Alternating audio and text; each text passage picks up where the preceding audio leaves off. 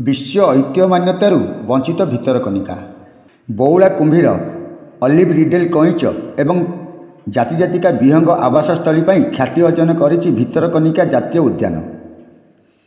किंतु एही उद्यान को विश्व ऐतिह्य स्थली वर्ल्ड हेरिटेज साइट मान्यता वन विभागर तत्परता कागज कलम सीमित रही। 2009 राज्य सरकार यह मान्यता प्रयास आरंभ करथिले।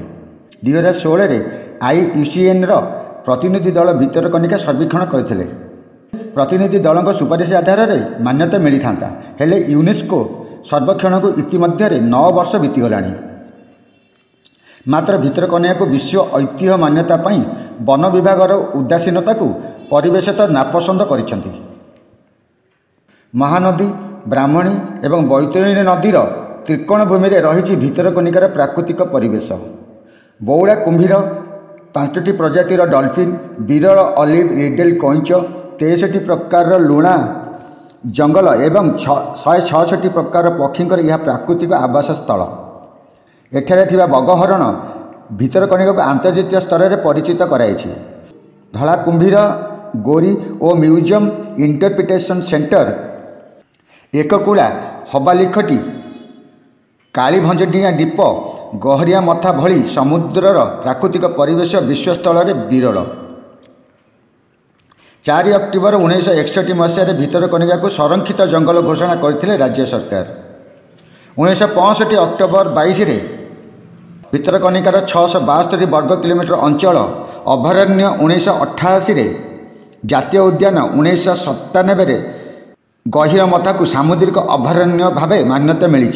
एथिसह 2002 भितरकनिका को अंतर्जातीय रामसर साइट मान्यता मिली।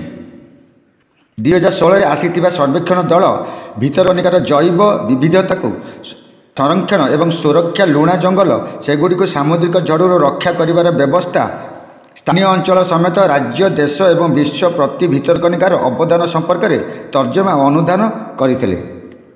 तेबे भितरकनिका को विश्व ऐतिह्य मान्यता पुणी प्रस्तुत आरंभ करथिबा राजनगर डीएफओ कहते पूर्व अभिज्ञ रिपोर्ट रे थिबा त्रुटि सुधार को उद्यम होईछि।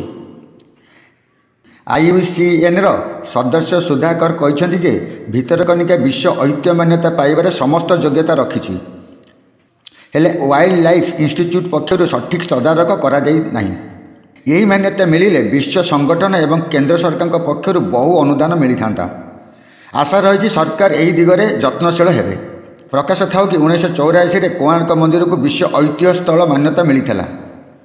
दीर्घ 22 वर्ष पर 2006 भितरकनिका को विश्व ऐतिह्य स्थल मान्यता देवाई राज्य सरकार एक डॉक्यूमेंट्री प्रस्ताव यूनेस्को को पठाई।